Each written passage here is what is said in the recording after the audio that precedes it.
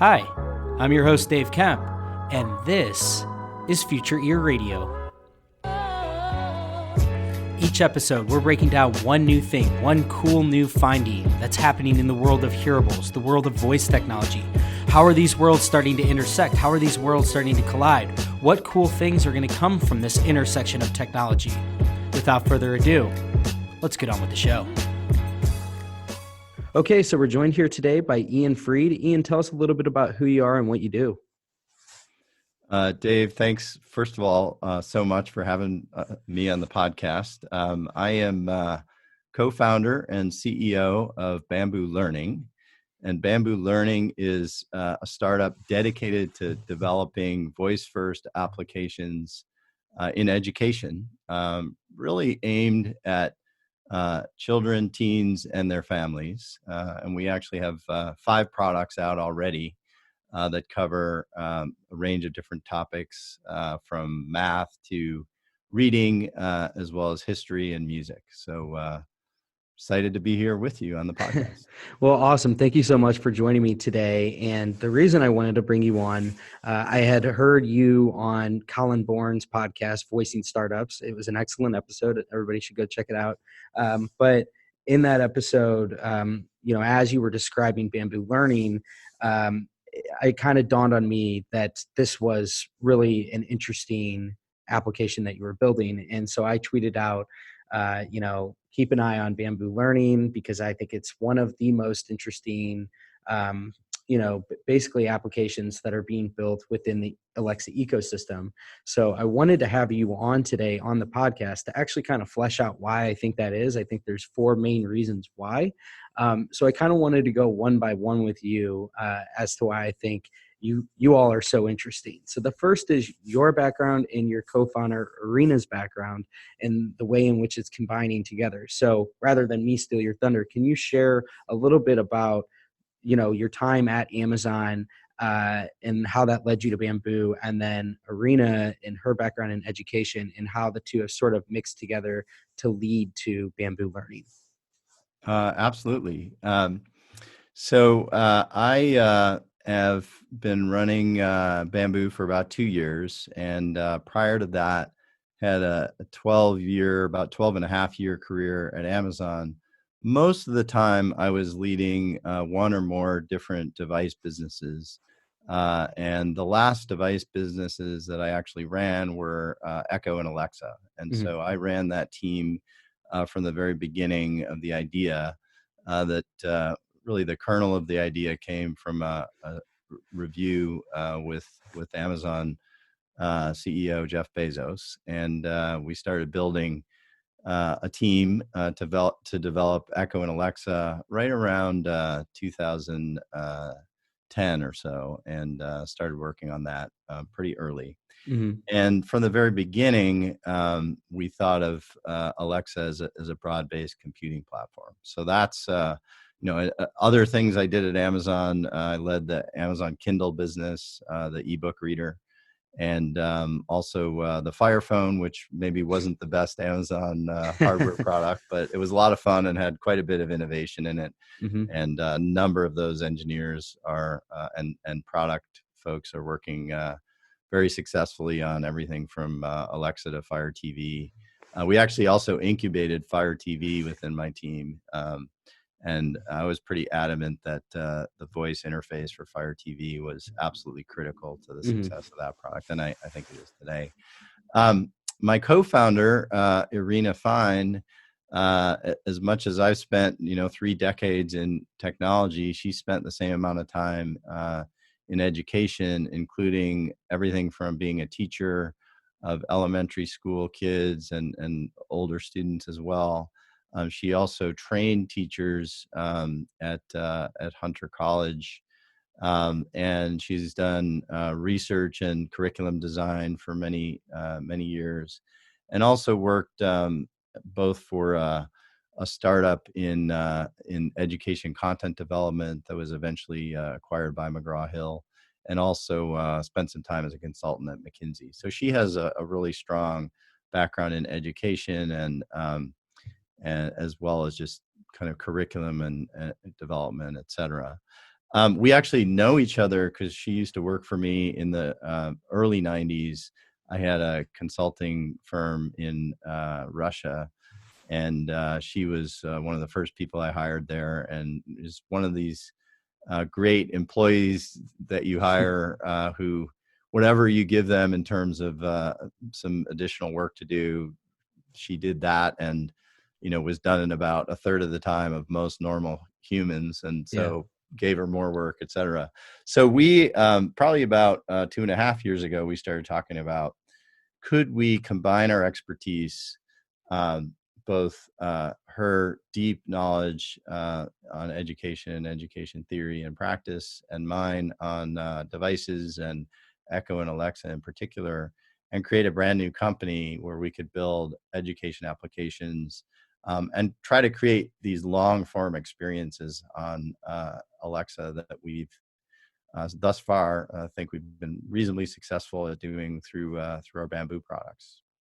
Yeah, no, I think that's really interesting. I love to hear the background. You guys have this combination of deep subject matter expertise and technical expertise. You were in the room and leading the charge with Jeff on kind of creating and conceptualizing the platform, Alexa. And so I think before we get into Bamboo, and maybe this will actually kind of open into Bamboo, I think this idea that you mentioned where Alexa is a computing platform is a really powerful statement. And I would love to hear you expand on that a little bit, because I think that too often people, they correlate Alexa or Google Assistant with the same 5 use cases: checking the weather, streaming audio, whatever it might be. But I think that the broader vision here is that this really is a computing platform. And I know that that's the notion, and that's the premise of Bamboo Learning, is building on this actual platform.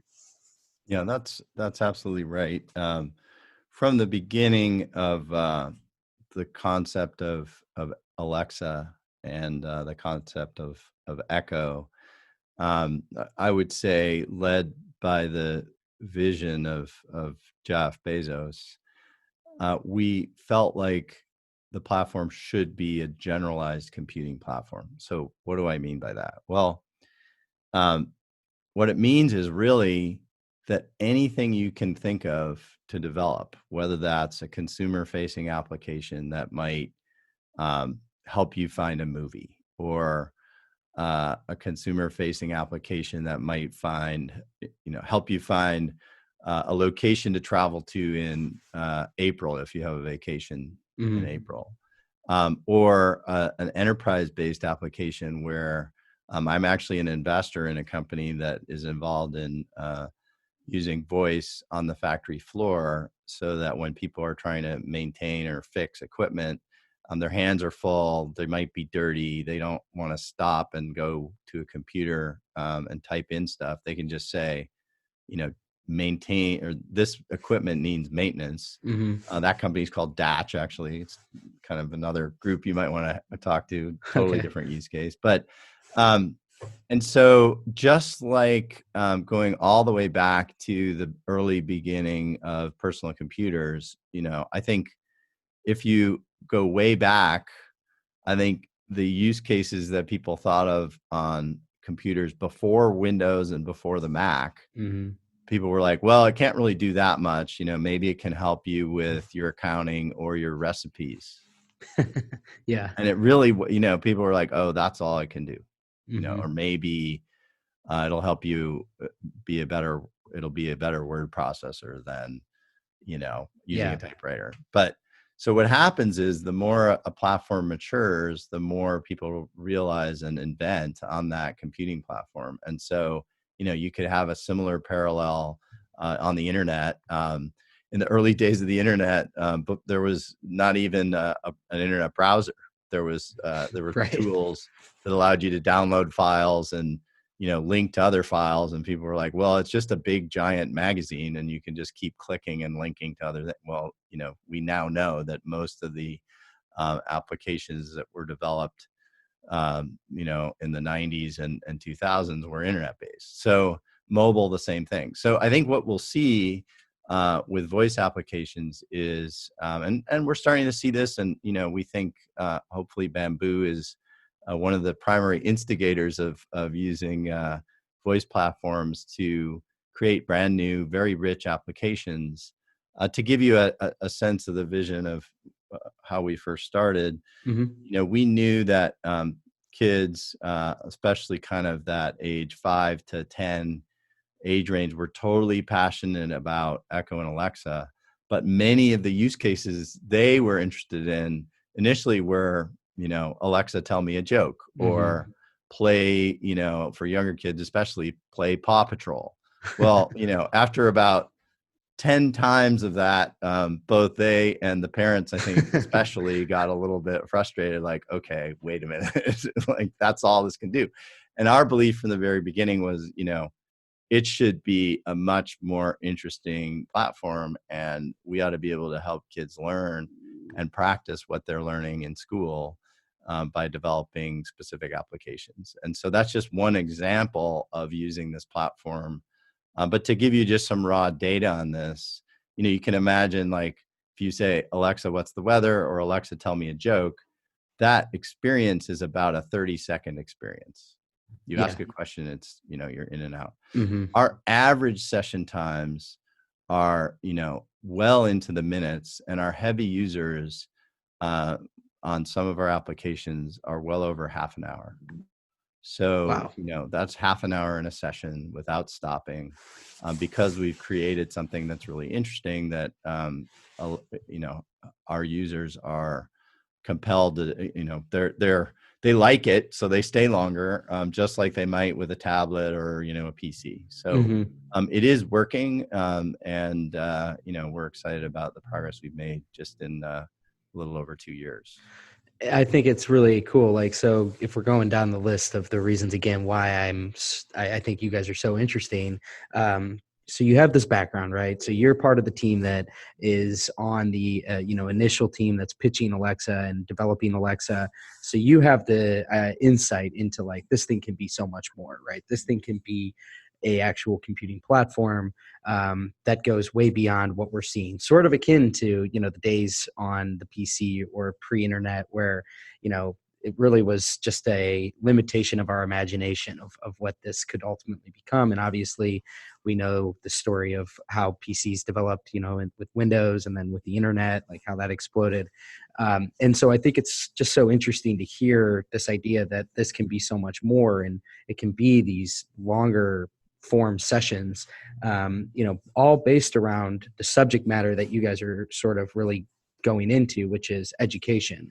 And that brings me to the third reason, which is I think that it's really interesting that, and I want to get into the product here a little bit, but I do think it's really interesting that your target audience is sort of twofold. First, it's kind of like what Katie McMahon from SoundHound has dubbed as Generation V, this really native group of young people that seem to intuitively understand how to use a smart speaker, a voice assistant.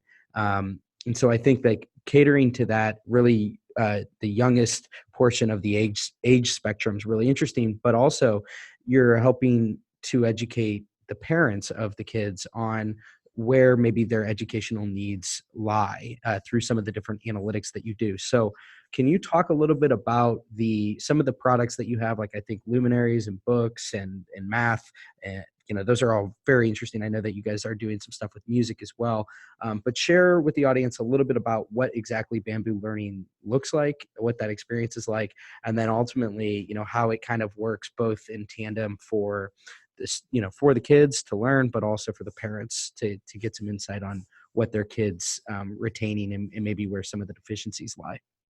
Yeah, absolutely. So you're right. We are aiming at kids, particularly K through 5, although we're expanding upon that a bit. And there's a couple different ways we get the parents involved. So let's start with kind of a simple example, which is Bamboo Math. Bamboo Math is an Alexa skill that you can start just by saying, Alexa, open Bamboo Math. It's pretty simple. Mm-hmm. And it really offers different math problems both number problems and actually over 500,000 word problems across the 4 core functions of arithmetic: Mm-hmm. addition, subtraction, multiplication, and division. And we are kind of looking at ways to make that even more expensive. And, maybe I can come back and talk to you about that. But what we've seen thus far is that having the word problems interspersed with number problems is quite interesting. Um, you might, for example, if you're studying subtraction, you might get something like there are 13 tarantulas bouncing on a trampoline, 7 fall off, how many are left? And then through multimodal, we show the tarantulas bouncing on the trampoline and which ones are still left and things like that. So that's if you have an Echo Show or Fire TV, you can see that. And so what kids do then is they'll progress through a number of problems at a particular level. They'll get a certain number right, and maybe they'll get some wrong. If they do well enough over a few different sessions, they actually get promoted, let's say from level 1 subtraction to level 2 subtraction, and can keep going, or they can actually ask for a harder problem. And then the really cool part for parents is we have a web-based application called Bamboo Grove, and that's just by going to our website. You can find it there, or you can just go to grove.bamboolearning.com. Mm-hmm. And as a parent, you can see exactly which problems your child answered, how recently they tried a session, whether the question was a number problem and what the exact question was, or if it was a word problem. So, if I was the parent of a girl in this age range named, let's say, Sarah, I could go to the website and see that Sarah had gotten that tarantula problem. She answered it correctly. And then the next problem was maybe a little bit harder, and it involved, let's say a harder number. What's 21 minus 13 or something like that? Mm-hmm. And she answered that with 12 and was just, slightly well, actually, that'd be more than slightly off, but let's say she answered that with, 7. So Mm-hmm. then I could see exactly where she'd made a mistake. And you can also pretty easily, because it's displayed graphically, you can see trends. So you Mm-hmm. might see that, your child always does really well in the beginning, gets to a new level, and struggles for maybe 1 or 2 or 3 sessions, and then sort of catches on. Or they might, you might find that there's a weakness in division. They're great at the other 3 functions, but for some reason, division is causing a bit of a struggle. And that's something as a parent you could choose to share with a math teacher at school. Very cool. So that's Bamboo Math. And then, I can keep going on some of the others and talk just a bit about how the parent dashboard works, if you like, Dave. Yeah, no, I think that's really interesting. Let's go. I want to now get into the next point and continue to talk about the products, but Sure. let's expand it a little bit here, because the next reason I think you all are so interesting is the focus that you're putting on multimodal.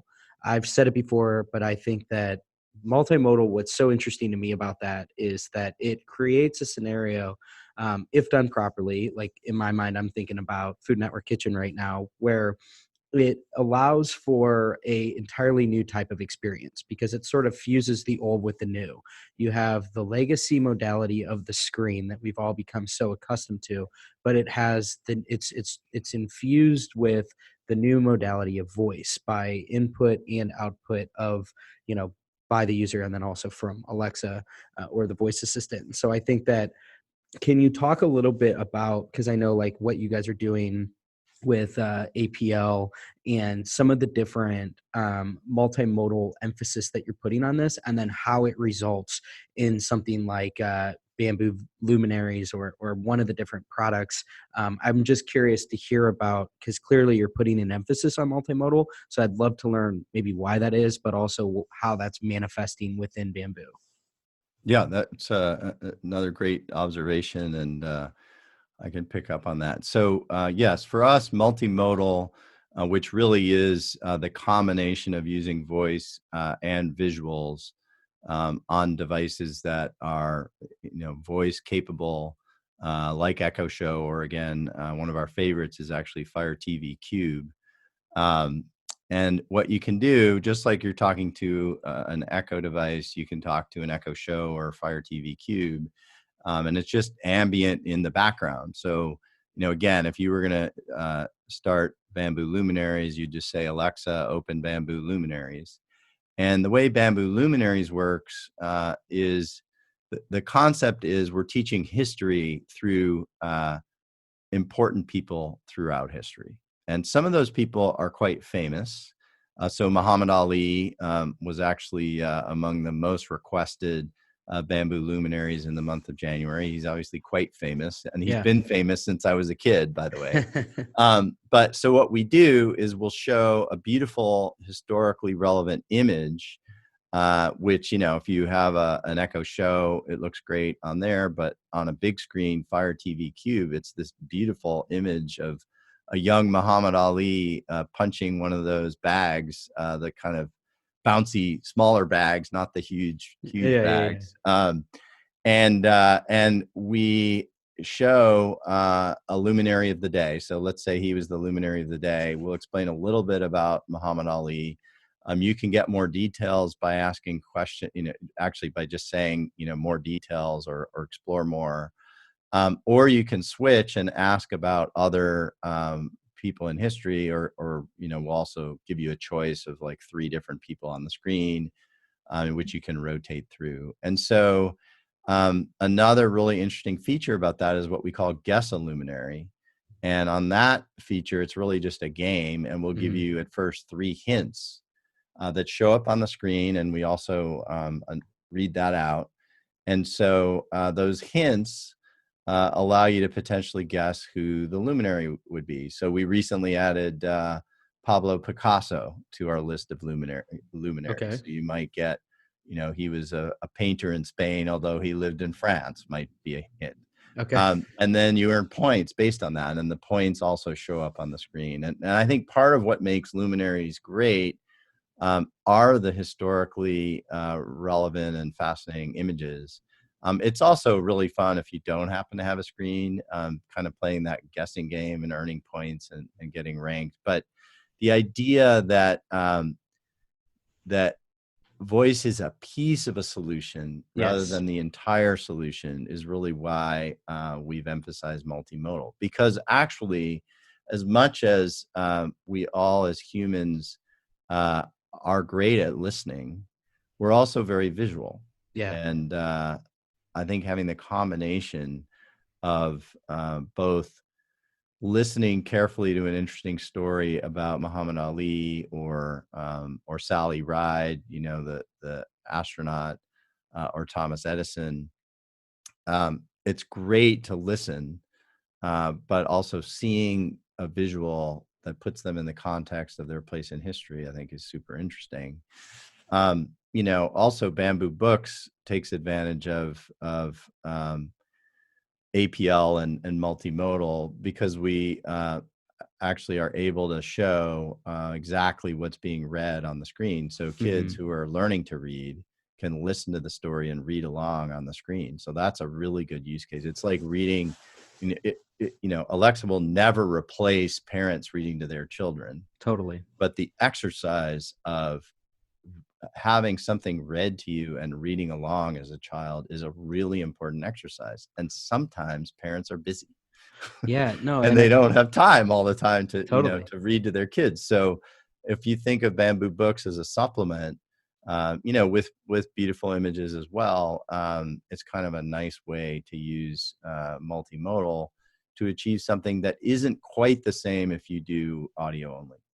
Yeah, and I think I think what's so interesting about that too is that like you said, it's supplemental, and I think that the same. I would imagine you would say the same for Bamboo Math, where this isn't attempting to necessarily replace like the traditional method in which the kids are learning, but it's a supplemental way. And I think what's interesting is like I know with Bamboo Books, so you read a paragraph, right, and then you're kind of quizzing them on their retention of it. So it is an exercise of, are you actually kind of understanding what you're reading? it's not necessarily just like you're reading. It's kind of gamified in that way, where there is a level of, I guess, call it like, oversight to see like what kind of progress are you achieving.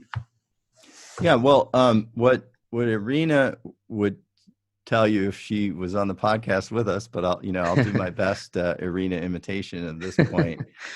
There is an important facet of reading that that teachers, and educators in general, reading specialists are familiar with, called active listening. Mm-hmm.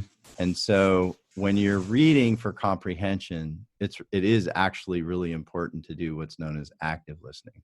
And so if you're doing active listening, while you're listening to the story, you're actually thinking through what you're hearing. So, a great example of this, and it proved to me I wasn't the best active listener.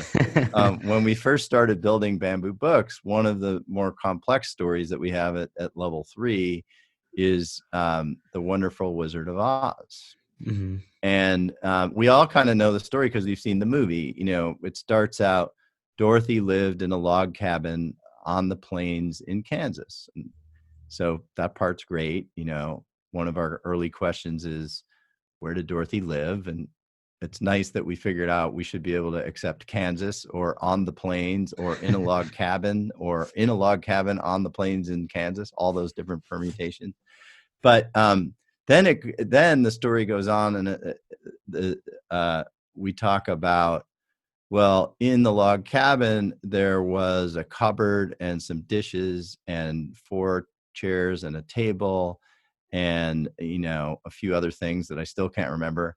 And then our question is, what was in the log cabin? Mm-hmm. And that's when I knew that I had to improve my active listening, because I could remember the table and chairs, and that was about it. Yeah. And so when, especially as an early reader, and you're trying to develop, and actually it's not a pre-reader, and someone who's competent at reading all the words, the next step is, are you really understanding? Yeah. And are you remembering? And can you retain what you've read? And so I think Bamboo Books does a great job of that. And it's true that multimodal in that context does help a bit. But you'd be surprised. I've found actually there are times, if I just listen, I even noticed with myself when we were testing, sometimes I'd actually close my eyes, even though I was using it on an Echo Show, and I'd listen really carefully for the details, because I knew that was the one I was going to. And so it's interesting that I closed my eyes, because I think we do in human nature have this notion that sometimes when we're really concentrating and trying to listen, actually shutting out distractions is helpful. So it's kind of that interesting dichotomy between, when is it good to have multimodal visuals, and when do you actually just want to hear the audio? And I mean, I guess if you have a multimodal device, you can always not look at it, or, or close your eyes. There you go. So I think that's just so cool. And I think what's really interesting about all these products, again, kind of going full circle to who you're really catering to, right? You're catering to those that are learning, but I think it's so interesting and so novel that you're providing insight based on that to the parents, so whether it be through the way in which they're doing math, or the way in which they're doing the reading, Bamboo Books. I think like giving them a level of insight to understand like where maybe they should focus more of their time, and then allowing that to, maybe to even go and approach the teacher in the school and say, hey, look, we've noticed that Sarah she really struggles with division, or we don't think that she's, her reading comprehension, or, whatever it might be. We just think that there might be a deficiency there. And so I think that's a really interesting sort of like a value proposition here of why you should use your services, is that there's really 2 audiences in mind. Yeah, well, that has certainly been the goal. I think in Irina's career, one of her observations was that, well, there are really a couple different closely tied observations. One, the tools that parents have to, or even tools that educators have to really keep track of how students are doing are somewhat limited. It's particularly limited for parents at home. Yeah. And so we felt from the beginning that we should keep track of um, how students were doing whenever we asked them a question, so that parents could just see how their kids were doing. I mean, I think, all parents want to know that their children are either doing better, or if they have an issue, that parents can try to do something to get their children some help. So that's one observation. The other one that's interesting, and I think we've just begun to scratch the surface of what's possible here, is tying the parents and the teachers together in a way. Yeah. And so, like, one of the observations we've made and talked about that's immediately obvious to all parents: if I'm the parent of a second grade student, Mm-hmm. there might be a fantastic teacher in second grade. Most schools who have second grade teachers, the second grade teacher teaches math and reading and spelling and history and all the things. They don't Mm-hmm. switch usually until middle school to specialized teachers. And the best teachers are, working as hard as they can to deliver a great lesson to the kids, and then, provide some evaluation potentially. And then eventually in May or June, I guess June, the school year ends and the kids go off, for summer break, and then they come back, and that child is then in third grade. And often the third grade teacher is across the hall or down the hall from the second grade teacher. And let's say there's, 25 or so kids in each class. It's rare, if not, never, Mm-hmm. that second grade teacher has a really detailed knowledge, that they may have the knowledge, but Yeah. they may not communicate it. In fact, rarely communicate it for each child who goes from second grade to third grade. And so there's Interesting. this gap, The continuity. Yeah. and so we felt like, okay, well, let's put the power of how the children are doing in the hands of the parents, so the parents then know. And so, a parent, you can imagine a parent going through, helping their child through, or keeping an eye on their child through second grade math. They're doing great. They're just starting multiplication, and the school year ends. Like, actually being able to, they could literally take the report, and right now send a screenshot or copy and paste or print it out and send that to the teacher. Over time we may decide that it makes sense for them to just have a way to email it without having to copy and paste and all that. But even just having the data as a parent and being able to get that to the next year's teacher is really valuable, and it's Yeah. something they don't have. And interestingly, schools are tasked and both tasked with trying to get parent involvement and frustrated by the challenges of being able to do that. Mm-hmm. And part of it is just teachers don't have that much time, and parents don't have that much time. So Yeah. how do you create parent involvement in a constructive way rather than just complaints? I Yeah. think if you ask schools, when do you hear from parents, a lot of times they might say, well, just when something's wrong. Right. And so what I think schools would like to foster is, if schools have ideas, or if teachers have ideas about what parents can be doing at home, and there's a way to kind of keep an eye on that, and then teachers can see improvement, and whatever they've suggested at home is working, well, that would be a huge win. And of course our hope is that if kids want to practice more in math, they'll try Bamboo Math at home, and parents can communicate the results to teachers if they choose to. And similarly with books, if kids are trying to both learn to read and do active listening, improve their listening comprehension, same thing. Parents can literally take the report from Bamboo Grove and send it to teachers. So we think we'll do more in this area going forward.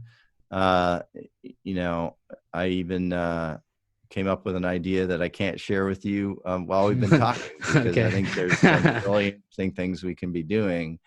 And, you know, the goal is keep empowering parents and families to allow kids to be the best they can be. That's really, you know, what we're trying to do. Yeah, for sure. No, I think that's also so interesting, and you're really hitting on, I think, an unmet need that you present a novel solution that very well might be something that's really well received, because it does sort of bridge, I think, that continuity element of education and making sure that the child is, you know, the those that are instructing the child have a level of understanding of where that child's needs are. And I think this is a really interesting approach to it. So the last reason that I want to touch on that I think makes you also interesting is the monetization. Can you share how you're looking at ways in which you guys might ultimately monetize on Bamboo? Yeah. I mean, first I should just say, you know, right now, everything we're offering, I'll list them all: Bamboo Math, Bamboo Luminaries, Bamboo Books, Bamboo Music, which teaches music theory, and then Highlight Storybooks from Bamboo, which is another reading application that we've done jointly with Highlights Magazine. Cool. All 5 of those are free. You can do every single feature right now is free. Going to Bamboo Grove and seeing the analytics is free.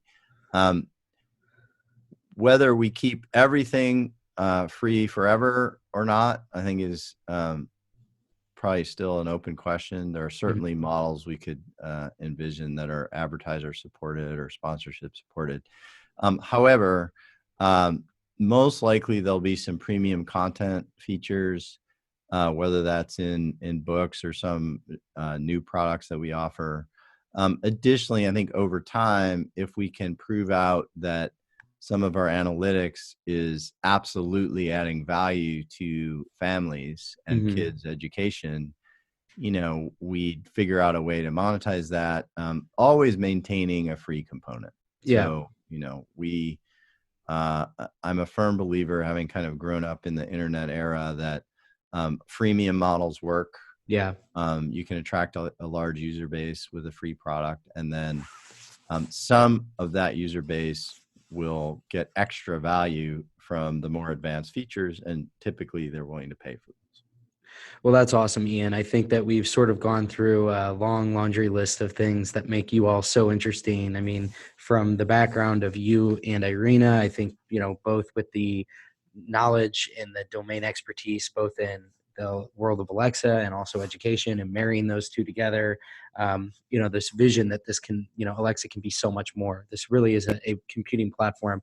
And I love to hear those that are on the forefront of really trying to build much more robust capabilities. I think there is a lot of really interesting things that are starting to be built that I think are going to make people's perceptions of what this ultimately can do. It will alter that. I love the focus on the target audience, you know, both young children, but also their parents. I think that's a really interesting combination. You know, the emphasis on multimodal, how there's, you know, you can do this with just, you know, no screen, but you can also have that screen element, and some of the ways that that might help. There's, you know, these beautiful visuals with Bamboo Luminaries. It sounds like with Bamboo Math, there's like a actual visual component to some of the word problems.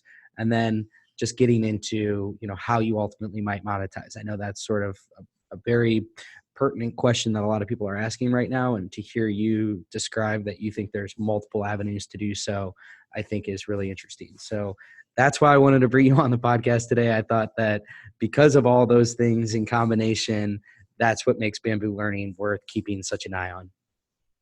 Well, thanks so much for having me, Dave. Really enjoyed our conversation. Yeah, absolutely. So thanks everybody who tuned in this week. Thanks, Ian, for joining me, and we will chat with you next time. Cheers. Thanks for tuning in today. I hope you enjoyed this episode of Future Ear Radio. For more content like this, just head over to futureear.co, where you can read all the articles that I've been writing these past few years on the worlds of voice technology and hearables, and how the two are beginning to intersect. Thanks for tuning in, and I'll chat with you next time.